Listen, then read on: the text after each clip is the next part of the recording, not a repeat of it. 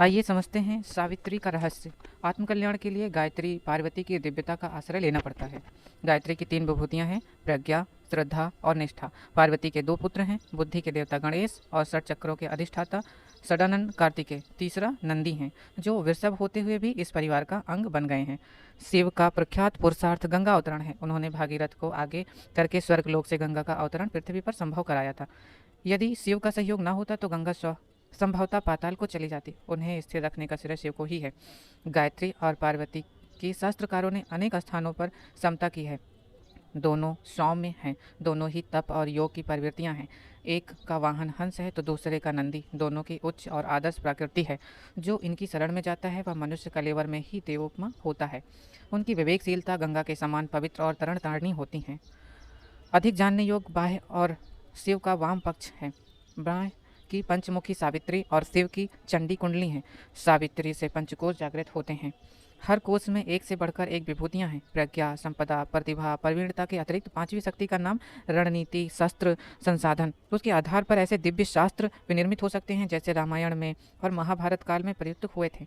अग्नेयस्त्र, वरुणास्त्र, कृत्या, गति चक्र जैसे दिव्य बाण जो उन दिनों प्रयुक्त हुए थे।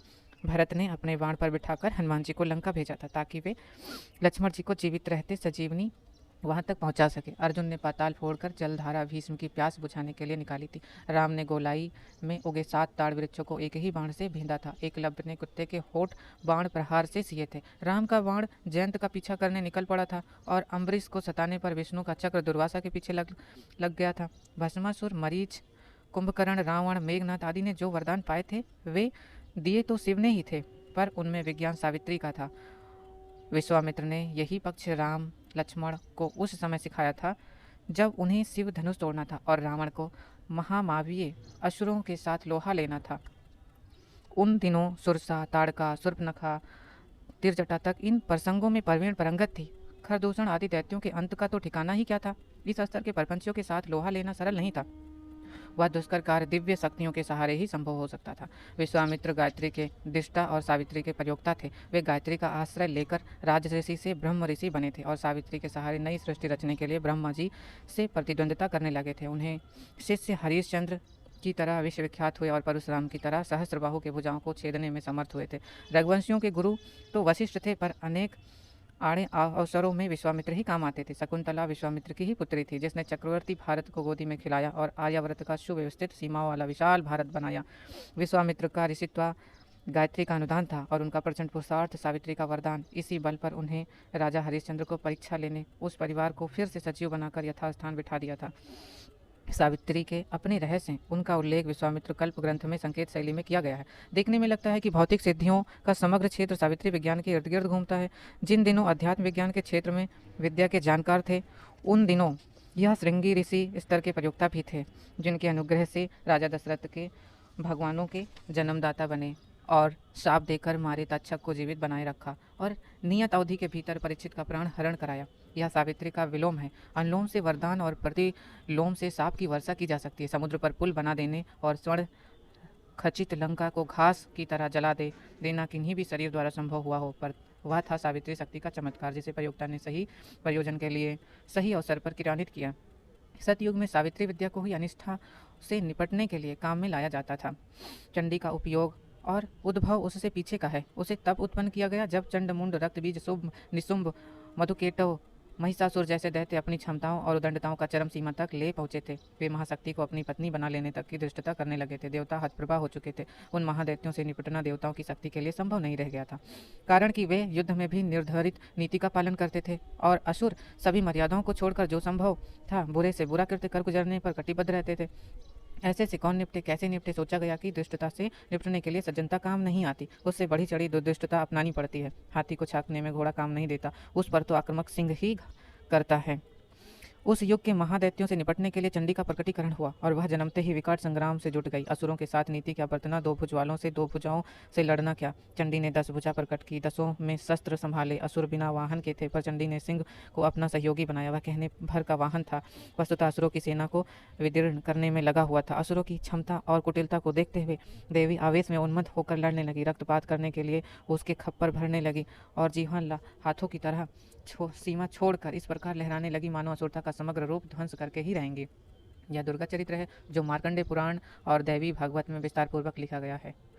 इसे ऐतिहासिक घटना नहीं मान लेनी चाहिए, अन्यथा वह इतिहास मात्र बनकर रह जाएगा। ऐसा होना अर्थ का अनर्थ समझा जाएगा।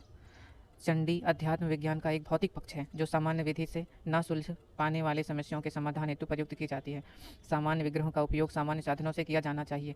लात का जवाब घूसे देना पर्याप्त है। आए दिन के विग्रहों में प्रतिरोध की हिंसात्मक और अहिंसात्मक कई प्रक्रिया काम में लाई जाती हैं। आत्मशक्ति के रचनात्मक प्रयोग ही अधिक हैं। उन्हीं की आवश्यकता, उपयोगिता एवं प्रशंसा भी है। किंतु जब कठिनाई अधिक बढ़ी हो और चट्टान की तरह अड़ जाए तो उसे कच्चे घड़े की तरह जमीन पर पटकने और चूर चूर कर देने के अतिरिक्त और कोई मार्ग भी नहीं रह जाता। चंडी शक्ति का उपयोग व्यापक और भी समस्याओं का समाधान के लिए है। उसका आवाहन, उत्थान, प्रकटीकरण कैसे किया जाए, इस प्रकार अभिष्ट प्रयोजन को पूरा करने वाली परिस्थितियां बने, यह एक रहस्य है जिसे विवेकवान प्रयोक्ता ही समय और आवश्यकता के अनुरूप निर्धारित करते हैं।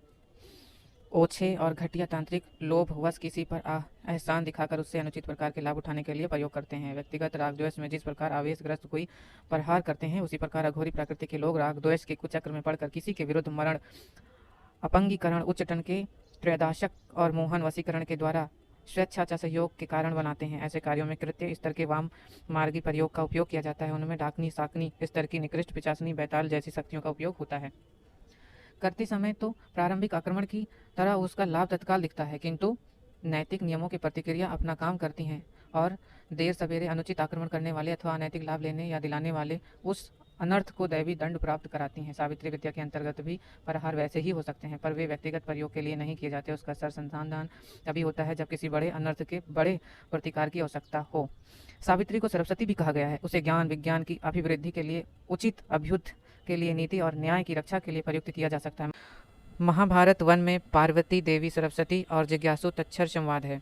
उसमें अपना परिचय एवं वरदान देने का आधार बताती हुई वे कहती हैं, मैं संदेहों को दूर करती हूँ, अग्निहोत्र से उत्पन्न होती हूँ, ऋषित्वज यज्ञ विधान द्वारा मेरा अनुग्रह प्राप्त करते हैं, किंतु यह सब उन्हीं से बन पड़ता है जो संयमशील, सदाचारी और देव प्रयोजनों में निष्ठावान रहते हैं। ब्रह्म विद्या के अध्ययन सहित जो 7 वर्ष तक नियमित रूप से यज्ञ द्वारा मेरा आराधना करते हैं, वे मुझे पाते हैं। कालिदास, वरदाराज आदि ऐसे ही प्रयोग द्वारा विद्वान बने थे। यह सरस्वती का सावित्री का सृजन पक्ष ही समझना चाहिए। उसी से सर्वतोमुखी कल्याण भी है। सावित्री का वाम पक्ष वह है जो प्रहर के लिए काम आता है, पर वह प्रहार न्याय रक्षा के निमित्त ही सीमित मर्यादा में किया गया होना चाहिए। राजदंड भी अपराध के अनुरूप न्याय अधिक मात्रा में ही मिलते हैं तो आवश्यक है, पर उसमें औचित्य की सीमा का उल्लंघन भी होता है। वनों में लगने वाली दावा नल तथा समुद्रों में उभरने वाली बवंडर नल जब प्रचंड होती है तो निर्दोष वन जीव, जल जीवों का भी प्राण हरती हैं। इसीलिए इस प्रकार की अग्नि प्रज्वलित करने से पूर्व आवेशग्रस्त नहीं, विवेक युक्त मनोभूमि होनी चाहिए। फिर भी अतिवाद में दूसरों की तरह अपने लिए भी आहित खड़ा होने की गुंजाइश रहती है। युद्ध अग्नि प्रचंड होने पर उसमें सभी अपराधी ही नहीं मरते, निर्दोष भी चपेट में आते हैं। चंडी अभियान ऐसा ही है। उसे आत्मविद्या के ज्ञाता सोच समझकर ही सीमित मात्रा में प्रयुक्त करते। ओम शांति।